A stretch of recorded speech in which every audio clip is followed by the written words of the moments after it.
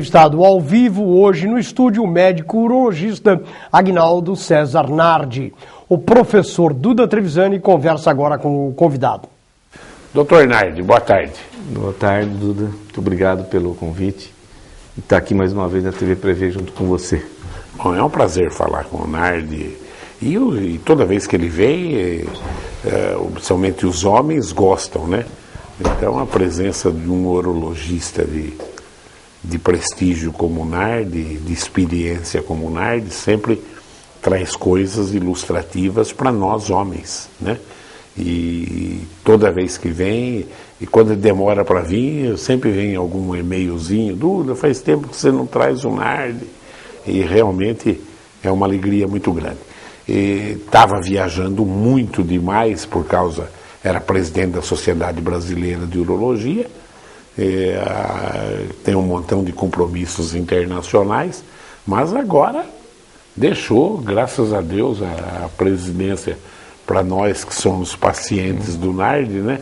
Porque deve ter cansado de correr também. Você conheceu quase o mundo inteiro, hein, Nardi? Cada vez você estava na Europa, estava na África, pelo amor de Deus, hein? Eu viajei bastante, sim, mas agora eu estou viajando bem menos, estou trabalhando muito mais aqui em Bauru. Você ficou quantos anos na Sociedade Brasileira? Foram 18?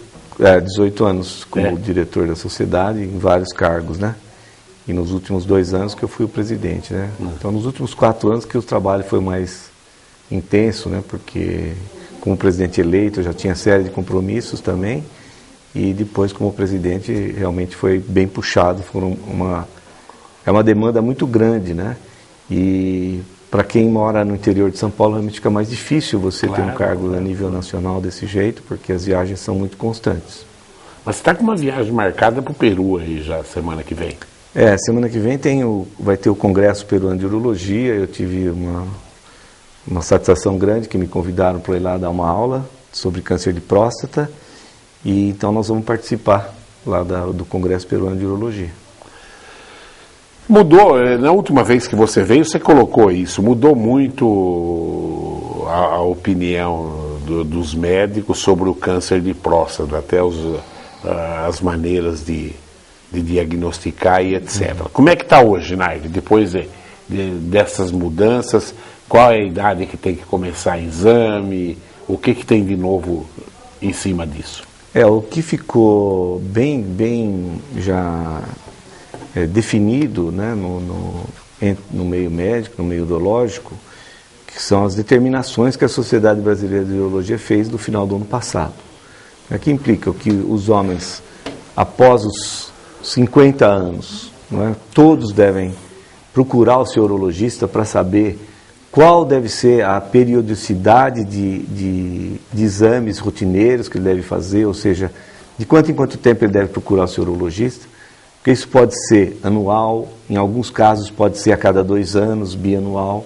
Enfim, essas são algumas mudanças que em determinados grupos de paciente, aqueles que têm PSA muito baixo, que não têm antecedentes e que não têm uma próstata muito pequena, talvez possam vir a cada 2 anos.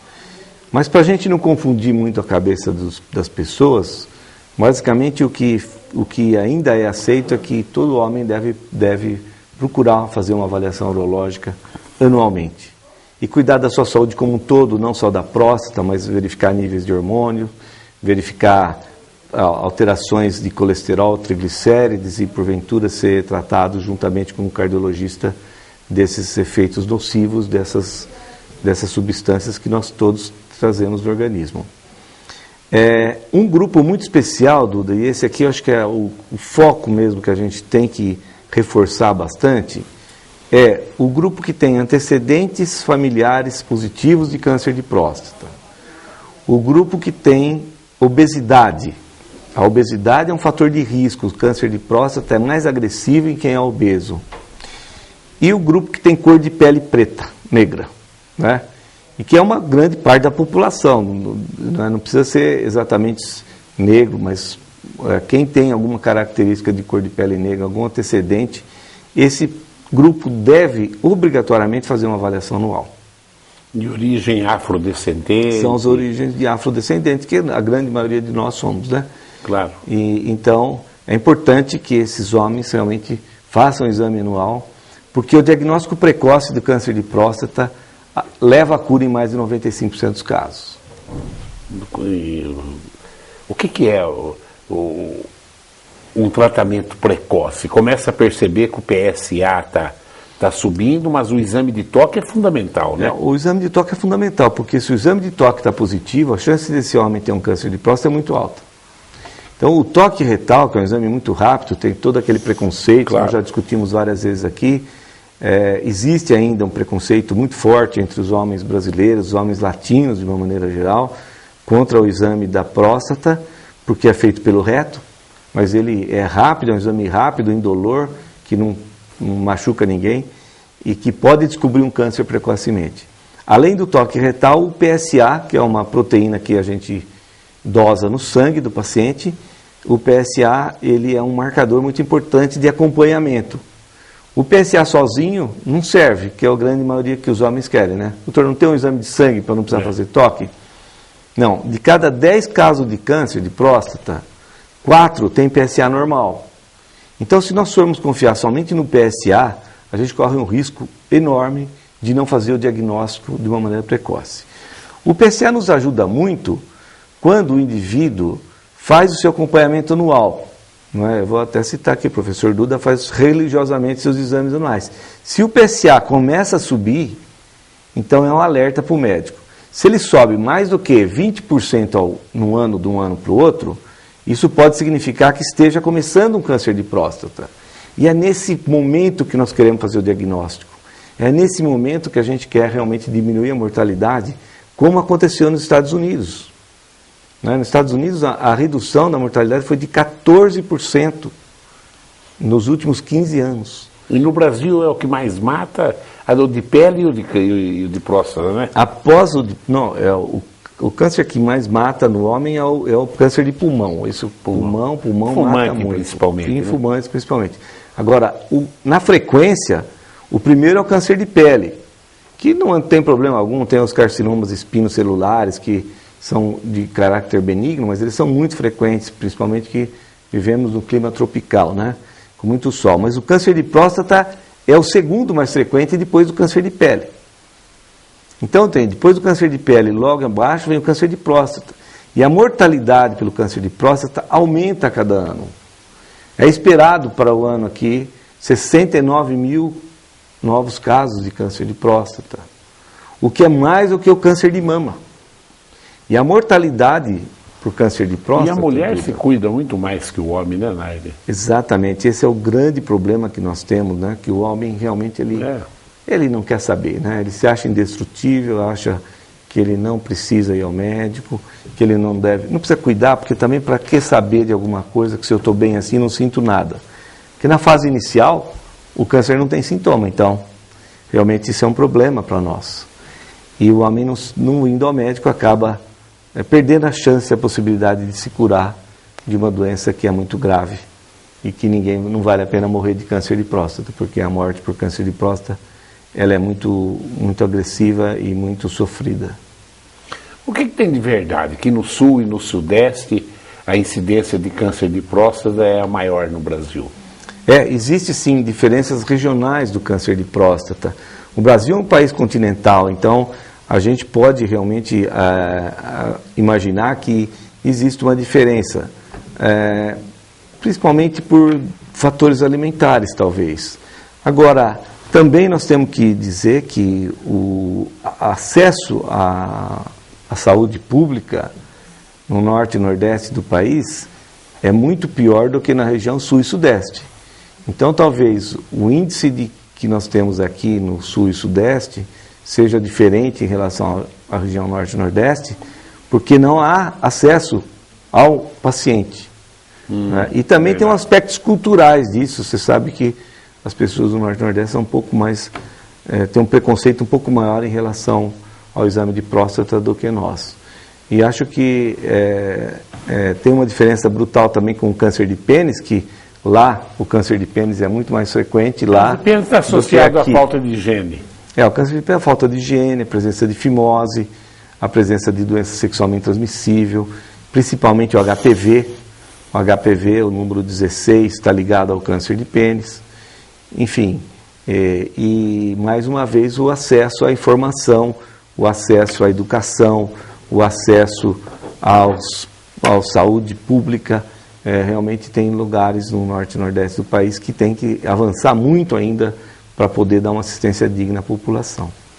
Foi bom você falar no HPV. Com que idade a família deve vacinar o menino e a menina, ou só a menina, para HPV? Tá bom. A menina, a gente não tem a dúvida que ela deve começar na adolescência. Né? Antes que ela tenha tido atividade sexual. A primeira relação sexual. É muito melhor, porque assim evita o risco de contaminação. Se nós pudéssemos vacinar todas as meninas, não precisaríamos vacinar os meninos. Entendi. Mas não é o que ocorre. O que ocorre é que só uma parcela pequena da população masculina nessa idade é que tem se beneficiado da vacina. Acho que o Estado brasileiro ainda não está pronto para vacinar todo mundo. Né? Teve agora uma campanha aqui recentemente, no ano passado. Né? Mas a família que pode vacinar, deve vacinar os dois, o menino e a menina? Deve vacinar os dois, o menino e a menina. A diferença é só entre a vacina. A menina pode tomar uma vacina que é bivalente e o menino tem que tomar uma vacina que é quadrivalente. Né? Para não se expor ao risco do HPV. O HPV é muito comum, é uma epidemia do final do século passado e do início desse século.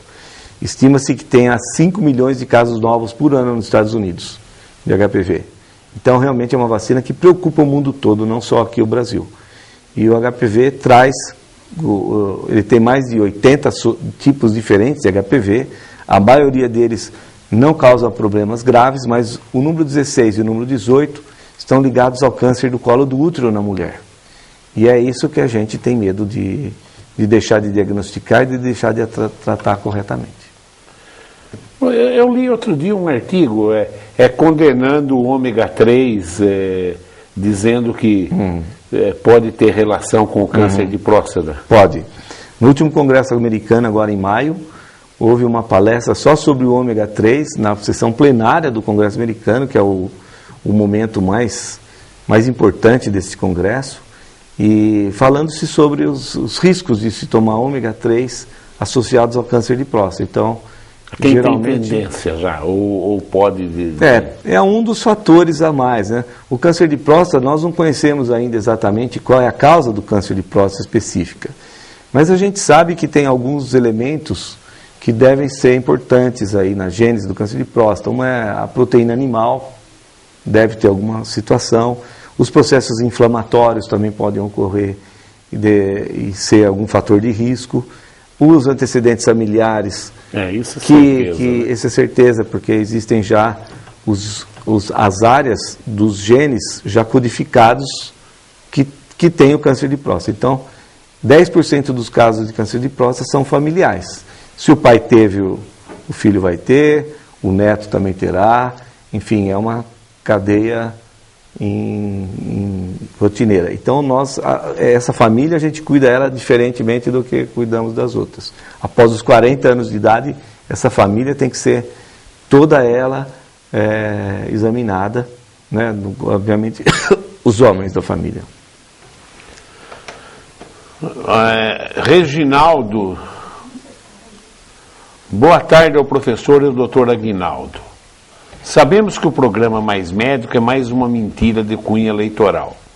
Tanto que eles, é a opinião do Reginaldo, tanto que eles não são credenciados no CRM. No caso de Bauru, de uma forma muito covarde da classe política, incluindo Câmara e Prefeitura, tentou-se criminalizar a classe médica que não tem nenhuma condição digna de trabalho pela falta de médicos no atendimento das unidades. Como o senhor avalia esse caos que acontece aqui em Bauru, já que muitos tentam usar como desculpa o mau atendimento que ocorre em todo o país? Eu vou mudar um pouquinho a pergunta do Reginaldo, você ouviu a colocação dele. O que acontece em Bauru que não consegue, mais salário resolveria o problema? Porque, você vê, Jagudos não tem esse problema, a diferença de salário é pequena, viu, Nardi? Dá no máximo 10%. O que Agudos paga, o que Bauru paga. Então, em cima dessa pergunta do Reginaldo, eu emendo. Salário resolveria o problema de ter médico nos finais de semana em Bauru? Tá, bom, nós vamos mudar, porque ele falou de dois assuntos aí que são assuntos diferentes. O programa Mais Médicos, eu já até dei a opinião minha aqui, que é a opinião da Sociedade Brasileira de Urologia também, atual, que esse programa, ele não é ruim, ele é bom. Mas o problema é que esses médicos deveriam revalidar o seu título no Brasil, assim como qualquer médico brasileiro que vá trabalhar no exterior tem que fazer. É obrigatório. O que não se pode fazer, e acho que isso é uma coisa hedionda mesmo, é escravizar o médico cubano. O coitado vem para cá, ele recebe 20% do que recebe os outros médicos, recebe dinheiro diretamente de Cuba, não é do governo brasileiro, e todos eles entram sem a revalidação do seu diploma de médico, ou seja, não passam por uma prova para saber se eles estão aptos a trabalhar ou não. Coisa que o médico brasileiro tem que fazer, obrigatoriamente. Nós todos para... Vou fazer até uma denúncia, que eu, como eu estou em colégio e mexo com cursinho, né?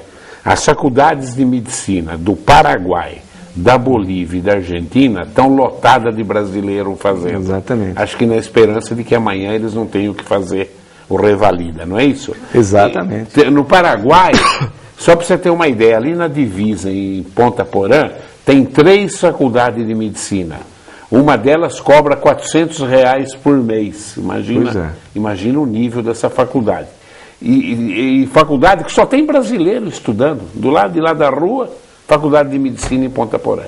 Quer dizer, realmente é uma verdade. Porque a medicina, ela não é... eu ouvi esse certo comentário dos políticos, dos ministros da época, que é realmente horrível, né? Dizendo que, não, esse grupo de médicos não precisa saber muito. Não é? Eles têm que saber um pouquinho. Imagina, o ser humano é igual em qualquer lugar do mundo. E o ser humano tem que ser tratado dignamente.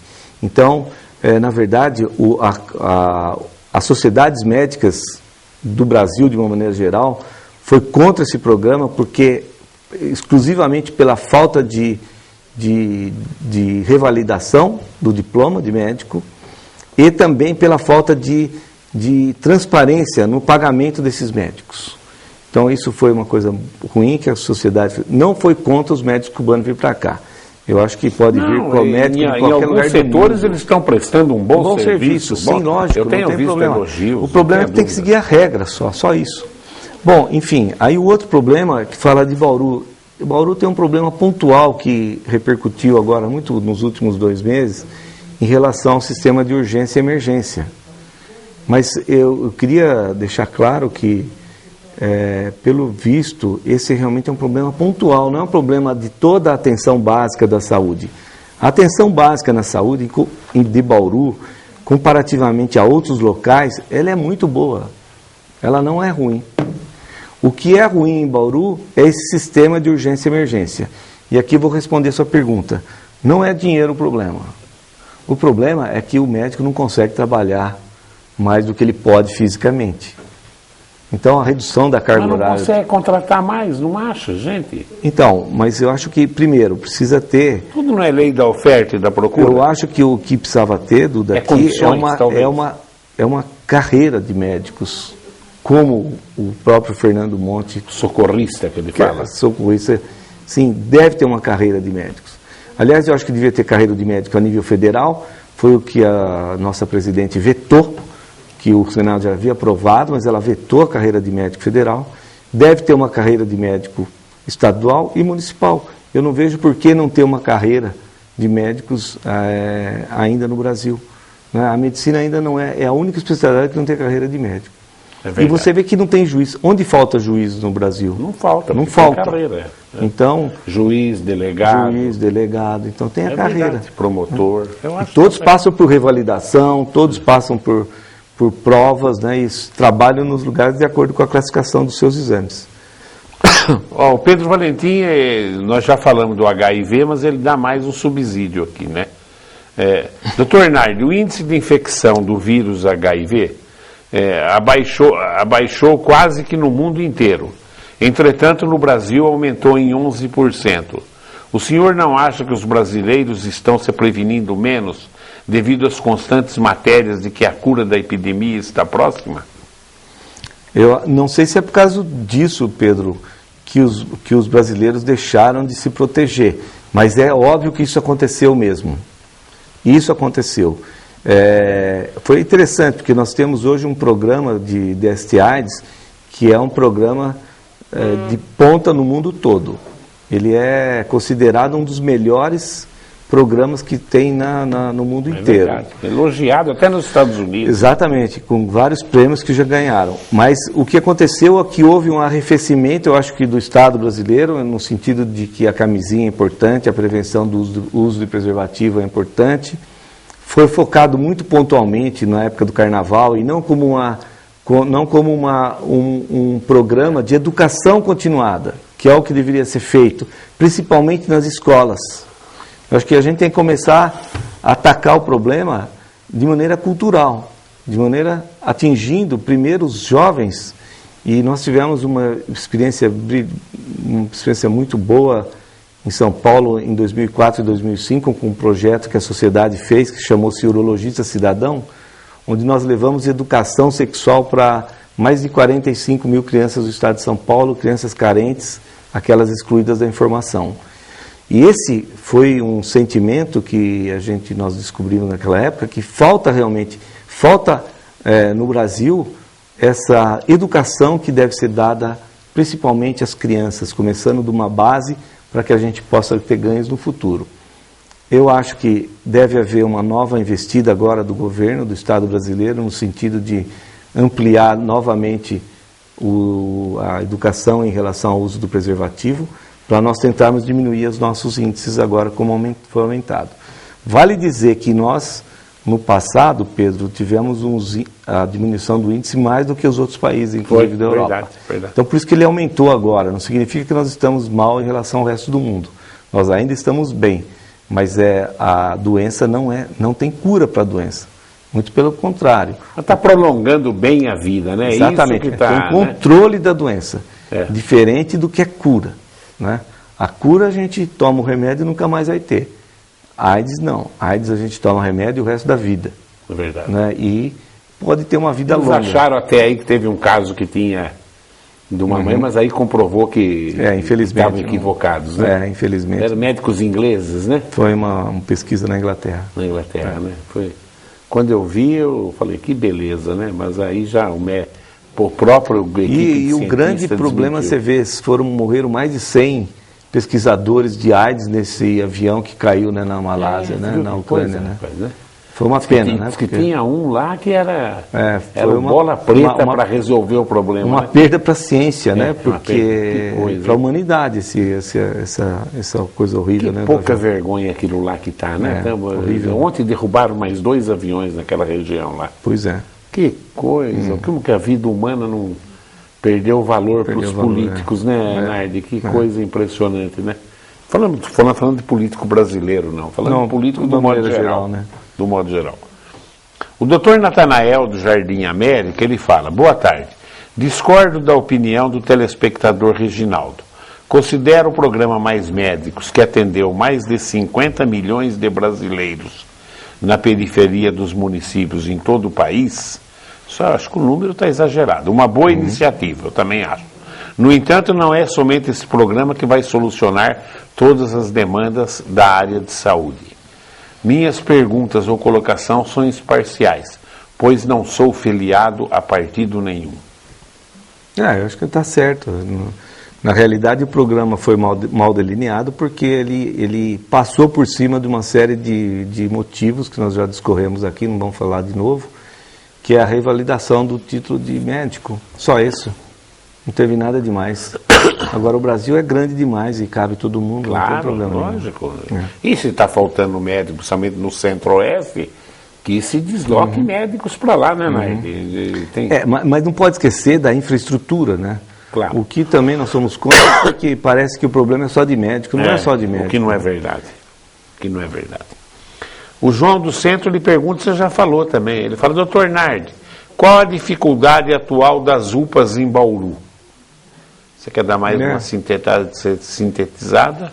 Eu quero dizer que nós não podemos ser tão pessimistas assim. As UPAs de Bauru funcionam bem. O problema, a saúde básica da cidade, ela é boa. O problema nos finais de semana é um problema pontual que deve ser resolvido fácil, né? Eu acho que o problema é mais burocrático. Talvez o prefeito realmente não possa aumentar o seu gasto com contratação de pessoas, porque tem o limite da responsabilidade fiscal, né? E a própria Fundação de Saúde está demorando. Evidente aqui ontem que a situação financeira da prefeitura é horrível. Fora do vídeo, ele me contou que nesse último mês entrou 9 milhões a menos na prefeitura. E que ele vai ter que tomar a atitude de administrar com menos dinheiro. Ou seja, cortar investimento. Então, o que vai fazer? A crise está aí, só um cego não está enxergando. Houve uma época no prefeito para eu achar qualquer tipo de funcionário, você não conseguia achar. Hoje, todo dia tem alguém entregando currículo para mim na escola. O Renato Zay também confirmou, falou, do Jornal da Cidade também está assim. Quer dizer, nós estamos entrando numa crise. Tomara a Deus que não seja crise, seja só uma bola, né? Uma bola e soluciona, porque nós estamos no mesmo barco. Eu não aposto no pior, não é a minha teoria, né? Mas eu ainda acho que o problema não é o dinheiro, né, dos médicos. Você deu a sua opinião. O problema é o funcionamento para o médico trabalhar com condições adequadas de trabalho, só isso. E tem uma coisa que gozado, né? Outro dia eu entrevistei o Dr. Orlando da Unimed aqui, e depois entrevistei o Fernando Monte. Fora do ar e no ar, os dois queixaram. Duda, o que tem gente que vai no pronto-socorro, que não é para ir no pronto-socorro, vai porque está lá, é impressionante, né? Quer dizer, acontece também no sistema e atrapalhando os caras. Exatamente, exatamente. Você deixa de tem ter... Isso mesmo, né? Nossa, a maior parte dos atendimentos, tanto no pronto-socorro público como no setor privado, são de consultas que poderiam ser agendadas posteriormente, que não tem problema algum. Ainda mais no privado. O presidente de uma cooperativa como a Unimed reclamado, ele falou, Duda, você não imagina. O cara vai lá e às vezes chegando, você tem que dar prioridade para casos graves, e está cheio de nego lá que está lá atrás de consulta. E o sistema ele tem uma limitação de atendimento. Claro, então, lógico. Por mais médico que você tenha, a estrutura não suporta aquilo. Então há uma espera mesmo, por uma superlotação. Você quer uma consulta com o teu médico, quem marca o horário é o médico, não é você. Entendeu, né? Tem que entender isso, porque ele não pode atender duas pessoas diferentes na mesma hora. Né? Sim. Fala sobre disfunção erétil. Embora nós que somos descendentes de italiano, graças a Deus... A gente não tem... fala sobre isso, o que tem de novo, o que já comprovou. Há ainda aquele preconceito que o cara morre do coração se tomar o Cialis, o Viagra... O Levitra. O Levita, etc. Existe uma dúvida. Existem dois grandes problemas. Existe uma falta de educação em relação a esse problema ainda da sexualidade humana, depois você vai falar do curso, né? E existe um abuso também por parte de jovens das drogas que tratam da disfunção erétil. Esse abuso ele pode ser perigoso, porque o remédio pode causar uma dependência psíquica, ele não causa uma dependência orgânica. Se você tomar um comprimido de Cialis, Viagra ou Levitra, ninguém vai ficar dependente quimicamente daquela droga quando for ter relação novamente. Agora, psiquicamente, sim. E esses jovens que ainda não estão com a personalidade ainda formada e inclusive a parte sexual ainda tem muito o que aprender, podem ficar sofrendo de emoções ruins em relação ao sexo. Novo tomando isso, uma burrice inacreditável. Tem muito. Né? O pior são as festinhas, aquelas rave, né, que chamam, são aquelas festas enormes, onde se associa Viagra, êxtase e álcool. Isso pode levar à morte. Então esse é um problema grave, sério. O outro problema grave com jovens, já que eu estou falando de jovens, é o uso indiscriminado da testosterona, que é o hormônio masculino. E a gente acaba vendo muitas pessoas no consultório que param de produzir espermatozoide, que tem problemas de arritmia cardíaca, que tem problemas de função hepática, por uso indiscriminado de testosterona. A testosterona não faz mal, mas ela deve ser usada após um rigoroso exame clínico. Então, existe esse uso indiscriminado que a gente deve abominar, e toda vez que a gente puder falar disso, seria oportuno para que os nossos jovens não sofressem consequências danosas de uma medicação que não deveria ser vendida em farmácia sem prescrição médica, e infelizmente é vendida no Brasil. Em termos de drogas, não houve novas drogas. Tem mais 32 moléculas sendo estudadas, mas todas elas têm a mesma característica que tem essas três iniciais, tiveram as três iniciais, que é o Viagra, o Cialis e o Levitra, que são os grupos dos inibidores de fosfodiesterase.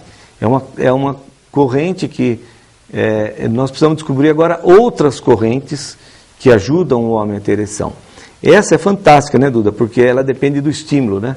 Não adianta tomar remédio se não tiver estímulo sexual adequado. Então, só por conta disso, ela já limita o seu uso para pacientes que realmente têm um problema. Quem não tem libido não adianta tomar remédio. Quem não tem libido precisa saber se o hormônio masculino está normal, porque a testosterona é que é responsável pela libido. E quem não tiver tomar o remédio sem libido não vai ter ereção também. Agora, um avanço grande foi as novas descobertas para outras ações desses inibidores de fosfodiesterase. Por exemplo, o Tadalafil, que é o remédio do Cialis, ele está lançado já, está em uso já, nós já usamos para tratar a hipertrofia de próstata benigna, crescimento benigno da próstata. Por quê? Nós temos receptores para essas drogas, dos inibidores de fosfodiesterase, no pulmão, na bexiga, na próstata, no corpo do pênis e na uretra. É muito interessante o que foi descoberto, que o número de receptores que tem na próstata é 2 vezes maior do que tem no corpo do pênis.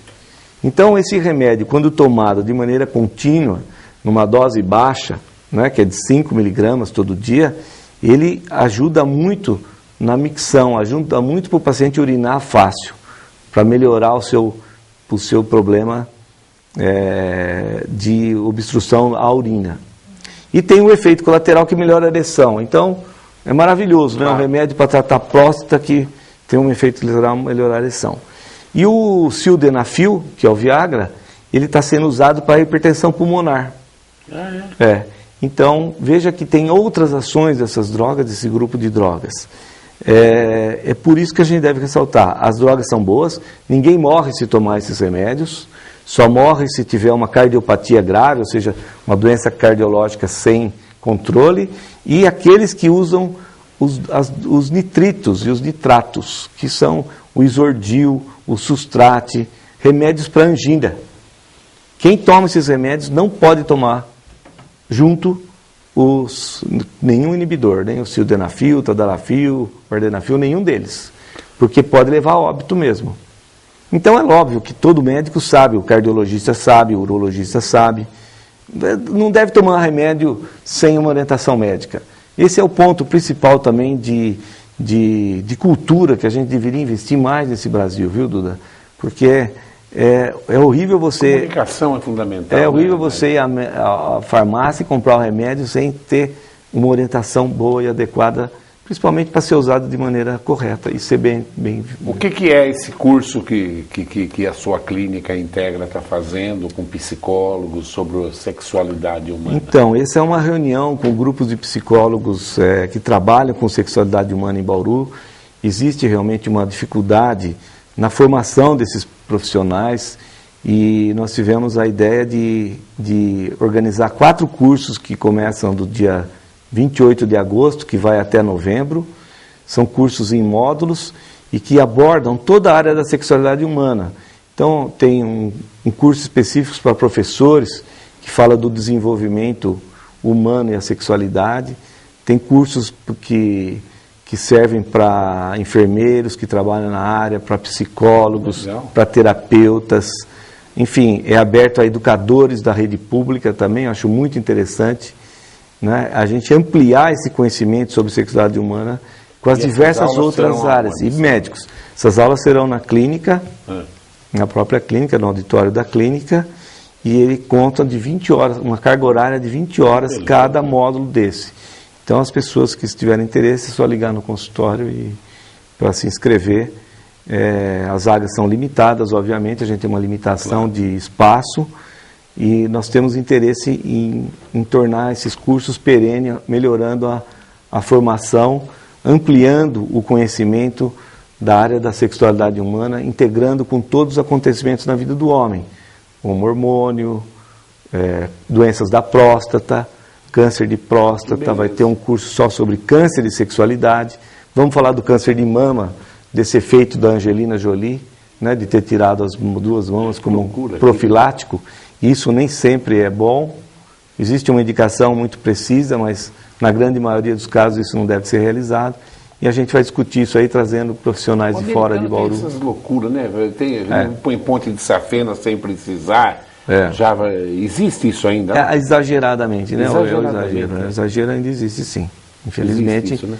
É por isso que, e daí quando um artista famoso, alguém faz uma coisa dessa, isso tem uma repercussão, né, muito grande no mundo inteiro. Mas na sociedade é grande isso, né? É grande isso aí. Então a gente tem que orientar também. Acho que um curso desse baseado com profissionais de alto gabarito, as pessoas já confirmadas, já um grande oncologista de São Paulo vem aí também. Me manda mais informações para eu fazer a divulgação. Tá, sim, muito obrigado, muito obrigado. Agradeço aí o apoio. Agradeço o apoio da TV Prevê para esse evento aí, que é um evento... Conta com a gente. Científico. O que você gostaria de falar mais para o nosso telespectador? Eu gostaria de que realmente que os homens ampliassem o seu conhecimento, perdessem um pouco desse preconceito bobo que existe de não ir ao médico, né? Saber que todos nós somos vulneráveis e que a gente um dia vai ter alguma doença. O importante não é ter a doença, o ruim é não tratar a doença. Quando nós tratamos a doença, quando nós curamos a doença, a gente acaba beneficiando a nós mesmos e as nossas famílias. Então, eu gostaria que, né, aqui em Bauru, como você tem essa grande repercussão da TV Prevê, que os homens que nos escutam que percam mais o preconceito e procurem o seu médico. E a pílula da mulher? Ainda não existe a pílula da mulher, ainda está muito em estudo, foram tentados já com o sildenafil. A pílula dela, por enquanto, é o homem. É o homem, exatamente, ainda é o homem. Falou, Nardi, obrigado pela presença. Professor, obrigado. Quando você voltar do Peru, me manda todas as informações, o Samuel monta uma coisinha. Eu mando, sim. Muito obrigado. Com muito prazer, viu? Tá? Obrigado. Até porque é de interesse de saúde pública. Bom, tá aí. O Rodrigo ontem, achei o Rodrigo muito preocupado com a arrecadação. Aqui em off, contou em off para jornalista contou em off. É louco quem conta, né? Ele falou, Duda, eu estou preocupadíssimo. Entrou 9 milhões a menos na prefeitura. 9 milhões é grana, hein, Nardi? Pelo amor de Deus. E como, né? E realmente não gasta dinheiro em besteira. Todo mundo aí segura que... Tomara que seja só uma marolinha, não é crise. Se passar, maravilha. Agora, eu acho que o negócio... Até a eleição ainda vão mascarar. Agora, depois das eleições... a coisa pode ficar feia. Eu agradeço a sua audiência e continue aí ligado nos horários alternativos da TV Prevê. Tchau.